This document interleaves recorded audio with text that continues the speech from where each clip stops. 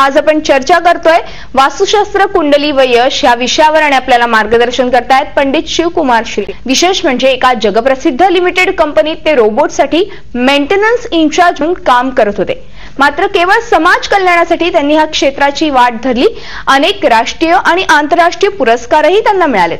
गेल्या 20 वर्षांपासून त्यांनी अनेक मोठमोठ्या कंपनीज, घरं तसंच हॉस्पिटल्स, फॅक्टरीज अशा शेकडो कंपन्यांचा वास्तुशास्त्राचा अभ्यास करून त्या ठिकाणी सकारात्मक ऊर्जा निर्माण केली। तसं पाहिलं तर सगळ्यांच्याच जिव्हाळ्याचा हा विषय, त्यामुळे जास्त वेळ न घेता मी लगेचच पंडितजींच्या ह्या प्रदीर्घ अनुभवाबद्दल त्यांना अनेक प्रश्न विचारणार आहे।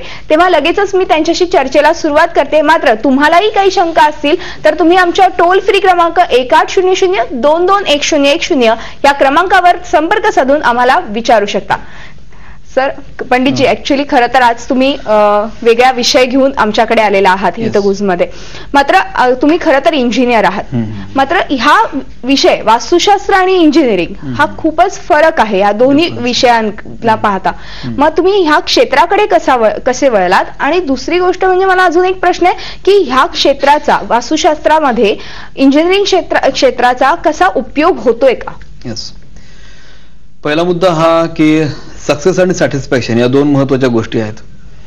माणसाला आयुष्यात प्रदीर्घ स्ट्रगल केलं सक्सेस मिळतं, पण सॅटिस्फॅक्शन मिळणं हा सगळ्यात इम्पॉर्टंट पार्ट आहे। आणि मला ज्या कामात सॅटिस्फॅक्शन मिळतं म्हणजे हे लोक कल्याणाचं काम, की मी दिलेल्या कन्सल्टन्सीमुळे लोकांना इमिडिएटली फरक पडतो, त्यांचं जीवन चांगलं होतं। हे जसं मी अनुभवाला चालू केलं तर 100% या क्षेत्रामध्ये मी डायरेक्ट उतरलो। आता ह्याच्या सगळ्यात महत्वाचा म्हणजे आमच्या घरामध्ये असलेला हेरिडिटरी पार्ट। त्यानंतर लहान असल्यापासूनच मी इंजिनिअरिंगचं मध्ये सुट्टी असायची तेव्हाच्या दरम्यानच्या काळामध्ये पण रामायण, महाभारत, ऋग्वेद, यजुर्वेद, अथर्ववेद त्याचे मराठी भाषांतर, उपनिषदाचे मराठी भाषांतर हे सगळं मी स्टडी करायचो। त्यामुळे असं आढळलं की आध्यात्मिकता आणि वैज्ञानिकता या दोघांची प्रगती आपल्या भारतीय संस्कृतीमध्ये झालेली आहे। त्याच दरम्यानच्या काळामध्ये मी थिअरी ऑफ रिलेटिव्हिटी आणि त्याबरोबर सापेक्षतेचा नियम जो म्हणतो आपण आईन्स्टाईन, ते पण मी वाचत होतो। आणि विजय भटकर साहेबांनी पण म्हटलेलं आहे की जगप्रसिद्ध विजय भटकर सर, की जे परम नावाचा ज्यांनी सुपर कॉम्प्युटर जगामध्ये पहिल्यांदा काढला, त्यांचं पण असंच म्हणणं आहे की भारतीय अध्यात्म एवढं पॉवरफुल आहे, त्याच्याकडे जर वैज्ञानिक दृष्टिकोनात तुम्ही जर बघितलं तर 100% आपल्याला अनेक प्रयोग सक्सेस करता येतील किंवा टेक्नॉलॉजी डेव्हलप करता येईल। आणि जर आपण बघितलं तर आर्यभट्ट, की ज्यांनी 1 ते 0चा शोध लावला, त्यानंतर पृथ्वी गोल असून ती सूर्याभोवती फिरते या गोष्टीचा उल्लेख ऋग्वेदामध्ये आहे। आणि कणाद नावाचे ऋषी, की ज्यांनी 2500 वर्षापूर्वी ॲटमचा शोध लावला, की जो त्याच्या पुढे अजून सायंटिस्ट पोहोचलेला नाहीये। तर या गोष्टी आपल्या भारतीय संस्कृतीमध्ये, या गोष्टी आपल्या विज्ञानामध्ये आणि आपल्या आध्यात्मिकतेमध्ये लिहिलेल्या आहेत। या गोष्टीचा अभ्यास करून नंतर मी असं ठरवलं की असं काहीतरी नॉलेज सर्वसामान्य लोकांना द्यायला पाहिजे की ज्याचा उपयोग व्हायला पाहिजे। मग वास्तुशास्त्र आणि ज्योतिषशास्त्र या कॉम्बिनेशन करून याचा वापर करायला चालू केला आणि 100% सक्सेस मिळत गेला। 92-93 पासून सुरुवात केलेली आहे। नंतर जसा सक्सेस मिळत गेला, लोक माझ्याकडे येत गेली, त्यांना यश मिळायला लागलं।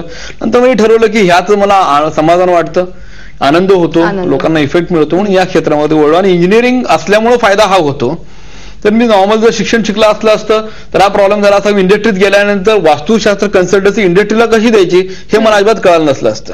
शॉप फ्लोअर म्हणजे काय, आतमध्ये असले पॅरामीटर कसे असतात, किंवा टेक्निकल टर्म्स कसे असतात, वेगवेगळे मशीन कसे असतात, प्रोसेस कशी होते, हायरार्की कशी असते, R&D म्हणजे काय, एडीपी म्हणजे काय, आतमधले प्रोडक्शन रूम म्हणजे काय, कंट्रोल क्युबिन म्हणजे काय, hydraulic, electrical, mechanical, pneumatic section म्हणजे काय, हे कसे तयार होतात, हे कसे वापरले जातात, ETP आहे, रेंडरिंग, म्हणजे आता शेकडो हजारो प्लॅन मी केलं। माझ्या वेबसाईटला तुम्ही बघितलं तर त्यात स्पष्टपणे अनेक मोठमोठे प्रोजेक्ट, जे 100-100 ते 500-500 करोडचे प्रोजेक्ट त्यामध्ये पूर्ण उल्लेख केलेला आहे। Right from beginning to end पर्यंत कसे प्रोजेक्ट केलेले आहेत, त्यांचं पूर्ण फोटोग्राफ सकट, नावासकट ते पूर्ण ओपन मी केलेलं आहे। एक अशा पद्धतीनं 100% रिझल्ट हा मिळतो। हॉस्पिटल असू दे, क्लिनिक असू दे, ब्युटी पार्लर असू दे, स्पा असू दे, घर असू दे, 100% रिझल्ट हा मिळतोच। पण सगळ्यात महत्वाचा मुद्दा याच्यामध्ये काय आहे की असिस्टंटचा वापर करणं हा सगळ्यात महत्वाचा चुकीचा पार्ट आहे, की असिस्टंटचा वापर न करता त्या वास्तुशास्त्र कन्सल्टंटने स्वतःहून त्याचं झोकून दिलं पाहिजे, तेव्हा त्याला रिझल्ट देण्याची गॅरंटी पण देऊ शकतो। बरोबर आहे, हा पण आता सगळ्यात महत्वाचा पार्ट आहे। 100% रिझल्ट मिळालेले आहे, विदिन 3 मंथ्स मिळाला पाहिजे। तरच तो वास्तुशास्त्र कन्सल्टंट योग्य वास्तुशास्त्र कन्सल्टंट आहे असं मी म्हणेल. जेव्हा ज्या वास्तुशास्त्र तज्ञाला 3 महिन्यात तुम्हाला रिझल्ट देता येत नाहीत तर वास्तुशास्त्र कन्सल्टन्सीचा उपयोग नाही, त्याला ते नॉलेज पण नाही असं म्हणायला काही हरकत नाही. तसंच आजचा खरं तर आपला विषय असा आहे की वास्तुशास्त्र, कुंडली व यश. मात्र म्हणजे ह्याच्याबद्दल काय तुम्ही सांगाल की कारण की आजचा विषयच त्यावरती अवलंबून आहे. कुंडली आणि वास्तुशास्त्र याचा काही म्हणजे ताळमेळ लागतो का किंवा ते त्याच्यावरती अवलंबून असतं का? एक्झॅक्टली, खूप चांगला प्रश्न विचारला. कारण मी आज स्वतः टेक्निकल विचार करत असल्यामुळे या गोष्टी मला स्पष्टपणे जाणवल्या. 3 गोष्टींचा वापर जर व्यवस्थित केला तर 2 गोष्टी त्यातल्या महत्वाच्या, एक म्हणजे वास्तुशास्त्र आणि दुसरं म्हणजे कुंडली. या दोघांचा सायमल्टेनियसली परफेक्ट वापर जर केला तर 100% यश मिळायलाच पाहिजे. बरं, न्यूमरोलॉजी हा पार्ट जो आहे तो म्हणजे अगदी आपण ताटात जेवण घेतल्यानंतर लोणचं जर आहे ते खाल्लं तर असेल तर ठीक आहे, नसेल तर काय फरक पडत नाही. या मताचा मी आहे, कारण 20 वर्षामध्ये काढलेलं आहे. फॉर एक्झाम्पल मी असं देतो की तुमचं समजा तुमच्या घराच्या नैऋत्येला अंडरग्राऊंड टँक किंवा सेफ्टी टँक आहे, अशा अवस्थेत तुम्ही न्यूमरोलॉजीचं काहीही नाव ठेवा किंवा पत्रिकेमध्ये तुम्ही काहीही वापर करा किंवा रेमेडीज करा, त्या 100% रिझल्ट तुम्हाला मिळणार नाही. बरोबर. हेच उलट जर तुम्ही असं केलं की तुमचं जर वास्तुशास्त्रानं परफेक्ट असेल, अशा अवस्थेमध्ये तुमचं ग्रहदशा जर वाईट असेल तर त्यावेळेला तुम्हाला ते सस्पेन्शनचा प्रकार मिळतो आणि त्यात तुम्ही इंडिव्हिज्युअल लेवलला जर पत्रिका बघून जर रिझल्ट त्याचे घेतले तर जास्त रिझल्ट तुम्हाला मिळतात. वास्तुशास्त्र हा पंचमहाभूतावर अवलंबून असलेला पार्ट आहे आणि पत्रिका बघणे हे जो आहे नवग्रहावर अवलंबून आहे. म्हणजे एकाच 2 व्हीलरसाठी इलेक्ट्रिकल सिस्टीम वेगळी असते, मेकॅनिकल सिस्टीम वेगळी असते आणि ती गाडी तयार होते. तसे 2 स्ट्रीम्स वेगवेगळे आहेत. अनेक गोष्टी कॉम्बिनेशन करतात. वास्तुशास्त्र बघा आणि पत्रिका बघा, पत्रिका बघा आणि वास्तू घ्या, काही संबंध नाही. ऍब्सोल्युटली रॉंग डायरेक्शन आहे हे. या दोघांचा प्रॉपर जेव्हा तुम्ही वापर करता तेव्हा 101% विदिन 3-4 मध्ये रिझल्ट मिळायलाच पाहिजे. पण एक्सपर्ट ओपिनियन शिवाय याचा उपयोग होणार नाही. नक्कीच. पंडितजी, आपल्याला फोन कॉल्स यायला सुरुवात झाली. आपण पहिला फोन घेऊया. लातूरवरून संदीप पाटील बोलतायत. विचारा, काय प्रश्न आहे? नमस्कार. नमस्कार.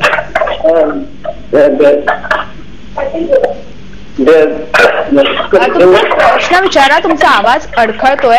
थेट प्रश्न विचारा. घरामध्ये देवघर कुठं असावं? बर, ओके. खरं तर हा खूपच जिव्हाळ्याचा विषय, जिव्हाळ्याचा आणि महत्वाचा प्रश्न आहे. आणि याचं उत्तर मी तुम्हाला आधी इझी देतो की सगळ्यात महत्वाचा म्हणजे घरामध्ये देवघर जे असतं आपल्या हार्ट सारखं असतं.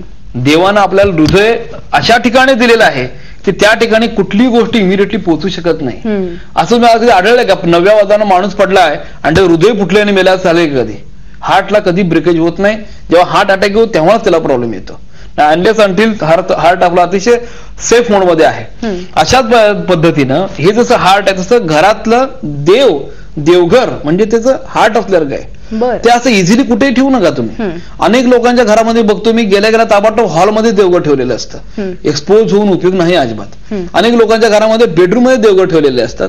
तर बेडरूम मध्ये देवघर ठेवणं पण अजिबात चुकीचं आहे. तुम्हाला जर देवघर ठेवायचं असेल तर ते तुम्ही किचन मध्ये ठेवा. किचन मध्ये पण नाभीच्या वर त्याची उंची असायला पाहिजे, डोळ्याच्या लेवलला ते असायला पाहिजे, कळस नसायला पाहिजे. आणि सेकंड पॉईंट म्हणजे समजा किचन मध्ये तुम्हाला जागा नसेल तर काही वेळेला सेपरेट रूम पण असते. सेपरेट रूम मध्ये ठेवा ईशान्य कोपऱ्यात. That is one of the best option. आणि काय लहान घरं असतात 1 BHK 2 BHK ला सेपरेट रूम मध्ये ठेवता येणं शक्य नसतं, तेव्हा kitchen is the best option.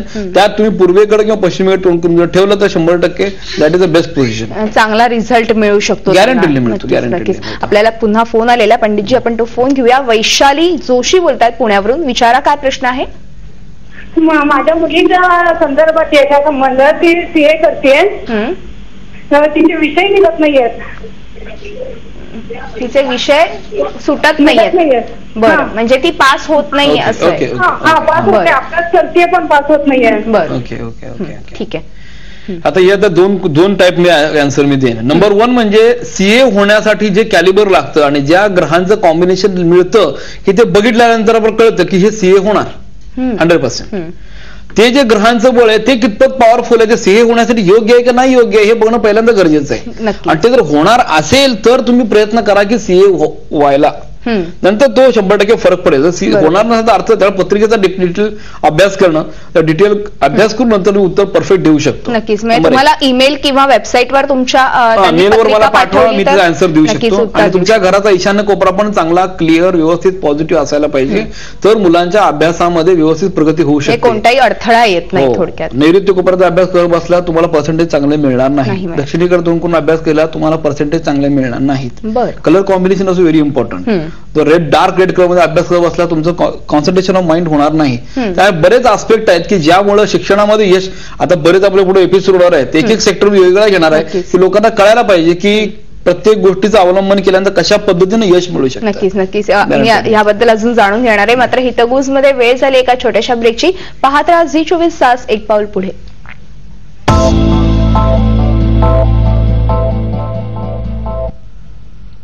हितगुज मध्ये आपलं पुन्हा एकदा स्वागत. आज आपण चर्चा करतोय वास्तुशास्त्र, कुंडली व यश या विषयावर आणि आपल्याला मार्गदर्शन करतायत पंडित शिवकुमार श्री. आपण पुन्हा एकदा चर्चेला सुरुवात करूया. मात्र आपल्याला खूप चांगला प्रतिसाद मिळतोय आणि फोन आलेला आहे. कल्याणवरून सुनंदा गायकवाड बोलतायत. विचारा, काय प्रश्न आहे? हॅलो, नमस्कार सर. नमस्कार. सुनंदा गायकवाड बोलते. मी आज 6 वर्षापासून पार्लर चालवते, पण मला येत नाही आणि आता सध्या एकदम बसते. बर, नक्कीच. पार्लर चालवतायत त्या खरं तर. ठीक आहे. आजपर्यंत मी 650-700 पार्लर तर केले असतील 20 वर्षाच्या पिरियड मध्ये. सगळ्यात महत्वाचं म्हणजे वास्तुशास्त्राप्रमाणे पार्लरचा जेव्हा आपण विचार करतो तेव्हा सगळ्यात इम्पॉर्टंट फॅक्टर आहे की ते पार्लरचं ओपनिंग आणि एंट्रन्स कुठं आहे, रिसेप्शन कुठं आहे, त्याबरोबर cutting set, hair cutting section हा महत्वाचा. त्यामुळे सगळ्यात महत्वाचं म्हणजे पार्लर ज्यावेळी ऍक्टिव्हिटी कुठलाही वास्तुशास्त्र कन्सल्टन्सी मी देताना पहिल्यांदा प्रोसेसमध्ये सगळ्यात पॉझिटिव्ह फायदेशीर गोष्ट काय ते बघत असतो. आता अशा वेळेला फेशियलचा जो पार्ट आहे तो जास्त इम्पॉर्टंट, त्याला जास्त पैसे कमवू शकतो. वेगवेगळे पॅकेजेस घेऊन त्या पॅकेजमध्ये पैसे कमवू शकतो. फक्त वॅक्सिंगच करत बसले ना तुम्हाला काय फायदा होणार. सगळ्यात महत्वाचा पॉईंट असं की वॅक्सिंगची जागा कुठं असायला पाहिजे की ते कस्टमर येऊन नंतर ते फेशियल मध्ये कन्वर्ट व्हायला पाहिजेत.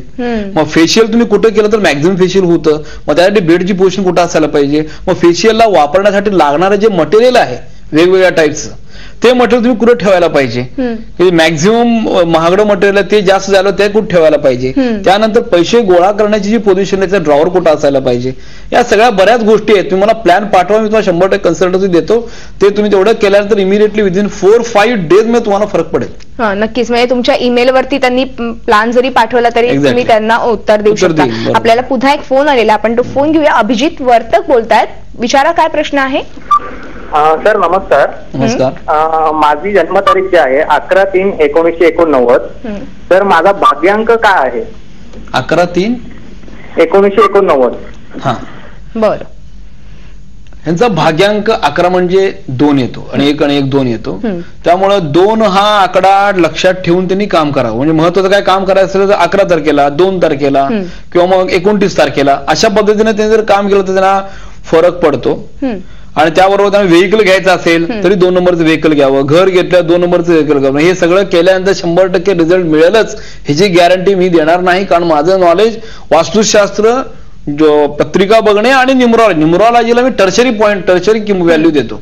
वास्तुशास्त्र आणि ज्योतिषशास्त्र या 2 गोष्टी पॉवरफुल केल्या तर 100% रिझल्ट आहे. त्याच्यावर एक थोडासा पार्ट म्हणून न्यूमरॉलॉजीचा वापर करा. 100% न्यूमरॉलॉजीचा वापर करून सक्सेस मिळेलच ह्याची गॅरंटी होऊ शकत नाही. ह्या 2 गोष्टी जास्त महत्वाचा असल्यामुळे आपला विषय जो आहे आजचा तो वास्तुशास्त्र आणि कुंडली याच्यावर विषय दिलेला आहे आपण, की ज्यामुळे जास्तीत जास्त यश आपल्याला मिळेल. आणि आपण आज वास्तुशास्त्राबद्दल क्वेश्चन जास्त विचारले व्यवस्थित अलॉंग विथ डायरेक्शन तरी परफेक्ट आन्सर देईल. नक्कीच नक्कीच. खरं तर पंडितजी आजचा विषय खरं वास्तुशास्त्रावर आहे. मात्र या वास्तुशास्त्राला कुठला शास्त्रीय आधार आहे का? 100%. मी इंजिनियर असल्यामुळे टेक्निकल पॉईंट ऑफ व्ह्यू विचार करतो आणि वास्तुशास्त्राला 100% शास्त्रीय आधार आहेच आहे. म्हणजे कुठल्या कुठल्या आधारावर वास्तुशास्त्र डिपेंड आहे. पहिला मुद्दा म्हणजे पंचमहाभूत, 5 एलिमेंट्स. सेकंड म्हणजे सोलर एनर्जी. थर्ड म्हणजे इलेक्ट्रोमॅग्नेटिक फील्ड आणि फोर्थ म्हणजे डायरेक्शन. आता पहिलं पंचमहाभूत म्हणजे 5 एलिमेंट्स. आपल्या शरीरामध्ये पण पंचमहाभूत आहेत. ते पंचमहाभूतात जर इम्बॅलन्स झालं तर माणूस आजारी पडतो. हे आयुर्वेदाचं बॉटम लाईन आहे. वात, पित्त आणि कफ हे आजार तयार होतो आणि वात, पित्त आणि कफाचे आजार दूर करण्यासाठी पंचकर्म करून अजून काही गोष्टी करून हे संतुलन करण्याचं काम आयुर्वेदाचं आहे. त्याचबरोबर जी सृष्टी आहे ही पण पंचमहाभूतानं बॅलन्स आहे. ही जर इम्बॅलन्स झाली, ग्लेशियर पिघळले किंवा अजून सुनामी, या गोष्टी काय होतात, हे 5 एलिमेंटचे इम्बॅलन्स झाल्यानंतर असं होतं. हे 5 एलिमेंटचे इम्बॅलन्स सृष्टीमध्ये झालं तर सृष्टीला प्रॉब्लेम येतो, शरीरामध्ये झाल्यानंतर शरीराला प्रॉब्लेम येतो. आपलं शरीर आणि सृष्टी हे दोन्ही पंचमहाभूतांनी परफेक्ट आहे, म्हणूनच आपण व्यवस्थित आहे. या दोघांच्या मध्ये येणारा पार्ट म्हणजे घर. तो जो बॉक्स आहे त्या बॉक्समध्ये आपण राहतो, आणि तो जर बॉक्स वास्तुशास्त्र, तो जर बॉक्स पंचमहाभूतानुसार जर बॅलन्स नसेल तर 100% त्यात राहणाऱ्या माणसाला प्रॉब्लेम येतो. सिंपल टेक्निकल उदाहरण देतो. हा एक गिअर आणि हा एक गिअर आहे, आणि मध्ये एक गिअर आहे. हे दोन गिअर मध्ये मधल्या गिअरनं जर सिंक्रोनायझेशन तुम्हाला जर वर जर ट्रान्समिशन पोहोचत असेल, हा पण गिअर चांगला आहे, हा पण गिअर चांगला आहे, मधला जो गिअर आहे त्याला जर रस्ट झाला असेल किंवा ते जर दात तुटले असतील तर ह्याचा ट्रान्समिशन प्रॉपर पुढे होईल का? होणारच नाही. म्हणून मधला गिअर पण तेवढाच महत्वाचा आहे. म्हणून माणूस आणि सृष्टी यामध्ये जो पार्ट म्हणजे सेंटर गिअर जो आहे ते म्हणजे घर, आणि ते म्हणजे वास्तूमध्ये कुठल्याही टाईपची वास्तू असू दे ती परफेक्ट असणं गरजेचं आहे. ते जर परफेक्ट असेल तर 100% ट्रान्समिशन प्रॉपर होईल. आणि चुंबकीयत्वाचा प्रकार म्हणजे आपण झोपल्यानंतर बेडची पोझिशन कशी असायला पाहिजे, सूर्य उगवल्यानंतर इन्फ्रारेड रे जे असतात ते आग्नेय कोपऱ्यामध्ये येतात की ज्यामध्ये बॅक्टेरिया किलिंग पॉवर असते, म्हणून आग्नेयला आपल्याला कधी किचन रूम असायला पाहिजे, अशा गोष्टी आहेत. सूर्य उगवल्यानंतर अल्ट्राव्हायोलेट ईशान्य कोपऱ्यात जातात, त्यामुळे सबकॉन्शियस माइंड आपलं डेव्हलप होतं आणि आपलं अंतर्ज्ञान शक्ती वाढते, लक्षात चांगलं राहतं. म्हणून ईशान्यला अभ्यासाची रूम, देवघराची रूम असायला पाहिजे. शेकडो अशा टेक्निकल गोष्टी आहेत की ज्या गोष्टी वेळ पुरणार नाही आपल्याला, पण 100% शास्त्रीय आधार, शास्त्रीय आधार आहे. 100%. मात्र आज मी अनेक घरं बघते की त्यांना पिरॅमिड्स लावलेले असतात, मग ते प्लास्टिकचे असतात किंवा अजून कुठल्या वेगवेगळ्या धातूंचे असतात. मात्र ह्या वास्तूमध्ये, वास्तुशास्त्रामध्ये, वास्तूमध्ये म्हणजे थोडक्यात आपण जे घर आहे किंवा ऑफिस आहे तिथे पिरॅमिड्स लावावेत का? एक्झॅक्टली, खूप चांगला क्वेश्चन आहे. पहिला मुद्दा हा की हल्ली लोकांना असं वाटायला लागले की पिरॅमिड म्हणजे वास्तुशास्त्रच आहे, वास्तुशास्त्र आणि पिरॅमिड शास्त्रामध्ये काही फरकच नाही. हा सगळ्यात मोठा गैरसमज लोकांना झालेला आहे. वास्तुशास्त्र हजारो वर्षापूर्वी तयार झालेलं आहे, ऋषीमुनीने तयार केलेलं आहे. 5,000 वर्षापूर्वी श्रीकृष्णानं महाभारतामध्ये कौरव पांडवांचा नाश होऊ दे म्हणून त्याच्या राज्यामध्ये म्हणजे त्याच्या जो महाल बांधला त्या महालामध्ये सेंटरला त्यांनी तळ बांधल्यामुळे तो पूर्ण कौरवांचा नाश करू शकला श्रीकृष्णाने, असंही केलेलं आहे. तर त्याच्या अगोदरपासून पण हे वास्तुशास्त्र ऑलरेडी आहे. आणि हे जे पिरॅमिडचा जो वापर आहे तो 2003 नंतर चालू झालेला आहे. मी स्वतः 1992-93 पासून वास्तुशास्त्र कन्सल्टन्सी करतो. 2003 नंतर वास्तुशास्त्रामध्ये पिरॅमिड लावल्यामुळे दोष नाहीचा होतो हा कन्सेप्ट आला. मग जुनी गोष्ट कुठली आहे हे लोकांना माहितच नाही की पिरॅमिड वास्तुशास्त्रामध्ये इन्क्लूड कधी झालेलं आहे. हे आफ्टर 2003 झालेलं आहे. अगोदर वास्तुशास्त्र लोकांना माहिती पण नव्हतं. मला सांगायला लागायचं लोकांना वास्तुशास्त्र काय वगैरे आहे ते. नक्कीच या पिरॅमिड्स बद्दल पंडितजी मी जाणून घेणार आहे. मात्र हितगुज मध्ये पुन्हा वेळ झाली एका छोट्याशा ब्रेकची. तुम्ही पाहत राहा झी24 तास, एक पाऊल पुढे. हितगुज मध्ये आपलं पुन्हा एकदा स्वागत. आज आपण चर्चा करतोय वास्तुशास्त्र, कुंडली व यश या विषयावर, आणि आपल्याला मार्गदर्शन करतात पंडित शिवकुमार श्री. आपण पुन्हा एकदा चर्चेला सुरुवात करूया. पंडितजी, मी मगाशी ब्रेकवर जाण्यापूर्वी तुम्हाला म्हटलं की पिरॅमिड बद्दल अजून मला तुमच्याकडनं जाणून घ्यायचंय, कारण की पिरॅमिड बद्दल लोकांमध्ये खूप असे गैरसमज आहेत. मग त्याबद्दल तुम्ही काय सांगाल की कुठल्या प्रकारचे गैरसमज तुम्हाला आतापर्यंत अनुभवायला मिळालेत? पहिला मुद्दा म्हणजे वास्तुशास्त्र हा इंडियन प्रकार वेगळा आहे आणि पिरॅमिड जे वापरतात तो गोष्टी वेगळी आहे. आता लोकांना घरामध्ये पिरॅमिड लावतो आपण, दरवाजाला लावतात, तिकडे लावतात, तिकडे लावतात पिरॅमिड. पण मला सिंपल गोष्ट, ज्या लोकांनी घरात पिरॅमिड वापरले किंवा ज्या लोकांनी वापरायला लावले ह्यांना एक सिंपल गोष्ट विचारायची आहे, एक टेक्निकल गोष्ट, की आज इजिप्तमध्ये 5,000 वर्षापासून पिरॅमिड एकाच जागी आहेत. मग आजपर्यंत इजिप्त सगळ्यात श्रीमंत देश किंवा सगळ्यात भरभराटीचा देश का झाला नाही? तिथे जर 5,000 वर्षापासून पिरॅमिड आहेत. त्यामुळे पिरॅमिडचा वापर भरभरासाठी होतो हा पूर्णपणे चुकीचा कन्सेप्ट आहे. ही लोक सांगताना काय सांगतात की पिरॅमिड आहे, पिरॅमिडच्या आतमध्ये खूप पॉझिटिव्ह एनर्जी असते, त्या एनर्जीमुळे आत असलेलं फळ कुजत नाही किंवा आत असलेल्या वस्तू आहेत त्याच्यात आता डिकम्पोज वगैरे होत नाही, हा पार्ट लक्षात ठेवतात आणि म्हणतात त्यामुळे ती एनर्जी त्या ठिकाणी लावल्यानंतर वास्तुदोष नाहीसा होतो. कन्सेप्ट काय असतो यांचा की आतली एनर्जी आहे त्या आतल्या एनर्जीमुळे प्रॉब्लेम येत नाही. लावताना पिरॅमिड डायरेक्ट दाबून लावतात, म्हणजे जे तो बंद होतं, तोंडच बंद होतं त्याचं, म्हणजे ग्लासमध्ये पाणी घेतलं वरून बंद केलं आणि आता पाणी प्या म्हटल्यावर का हाल झाले त्याचे ना. म्हणजे त्या एनर्जीचा वापर बाहेर होत पण नाही. आणि आपण मंदिर, मस्जिद आणि जे काय चर्चमध्ये पण पिरॅमिडल शेप असतं तिथं पण ते उल्लेख करतात, तिथं पण खरंच पॉझिटिव्ह एनर्जी वापरतात पिरॅमिडची, योग्य आहे. पण त्या आतली जी एनर्जी गर्भाघरामध्ये ते ओपन असतात पिरामिड सगळे, जे काय पिरामिडचे ओपन आहेत ते काय क्लोज नाही आहेत. तुम्ही जे घरामध्ये पिरामिड बसतात ते क्लोज पिरामिड आहे. त्यामुळं मूळ उद्देशाला तिथं डायरेक्ट तडा जातो. त्या वास्तुशास्त्राचा पिरामिडचा काही संबंध 2008 2007 आता शेकडो लोक माझ्याकडे येतात, त्यांनी पिरामिड लावले, त्यांना इफेक्ट काही झालेला नाही म्हणतात. आता लोकांनी ठरवायला पाहिजे की कशा पद्धतीने कन्सल्टन्सी घ्यायला पाहिजे. पहिला मुद्दा म्हणजे एक्सपिरियन्स त्यांचा किती आहे, वेबसाईट बघायला पाहिजे, त्यांचे प्रोजेक्ट बघायला पाहिजे. असिस्टंटचा मुद्दा पण तसाच आहे. असिस्टंट त्याचा घराघरा माझे प्रतिनिधी घरी येतील आणि ते घरतील आणि डुल मारून तुमचं पिरामिड बसवतील. हे काय बरोबर नाही. म्हणजे स्वतः वास्तुशास्त्र कन्सल्टंट स्वतः तुमच्या घरामध्ये जाऊन किंवा तुमच्या प्रोजेक्टमध्ये जाऊन स्वतःच्या 20 वर्ष एक्सपिरियन्स जेव्हा लागतो तेव्हा 100% रिझल्टची गॅरंटी असेल. म्हणजे असिस्टंट किंवा प्रतिनिधी एवढे एक्सपर्ट नसतात की ज्यामुळे तुम्हाला इमिडिएटली ते रिझल्ट देऊ शकतात. आणि सगळ्या लोकांना सांगायचं की मला की तुम्ही रिझल्टची गॅरंटी घ्या ना. तुम्ही बाजारात गेल्यानंतर कोथिंबीर जेवढी 5 ते 8 रुपयात झाल्यानंतर तुम्ही वादविवाद करता, इथे 1000 रुपये तुम्ही देता, विदिन 3 मंथ रिझल्ट मिळालाच पाहिजे अशी गॅरंटी घ्या. मग तुम्ही काम करा. आणि असिस्टंटचं काम कशाला करायला पाहिजे. स्वतः पिक्चर मध्ये होते, मी वास्तुशास्त्र कन्सल्टंट आहे, मी तुमचं चांगलं करतो. कोणाच्या मग हायडून काम करण्याची गरज नाही. मग तुम्हाला कळेल की लोकांचं चांगलं झाल्यानंतर जो आनंद मिळतो तो आनंद किती चांगला असतो. म्हणजे थोडक्यात तुम्ही आता समाज कल्याणाचं व्रतच धारण केलेलं आहे. खरंच पंडितजी, खरं तर हा विषय एवढा मोठा आहे की आता अर्ध्या तासात हा संपणारा विषय नाहीये. तुम्ही इथे आलात आणि खूप असं छान असं मार्गदर्शन केलं. आपल्याकडे वेळ फार कमी असल्यामुळे आज आपण इथेच थांबणार आहोत. हितगुजमध्ये आज आपण इथेच थांबणार आहोत. तुम्ही पाहत राहा झी 24 तास, एक पाऊल पुढे.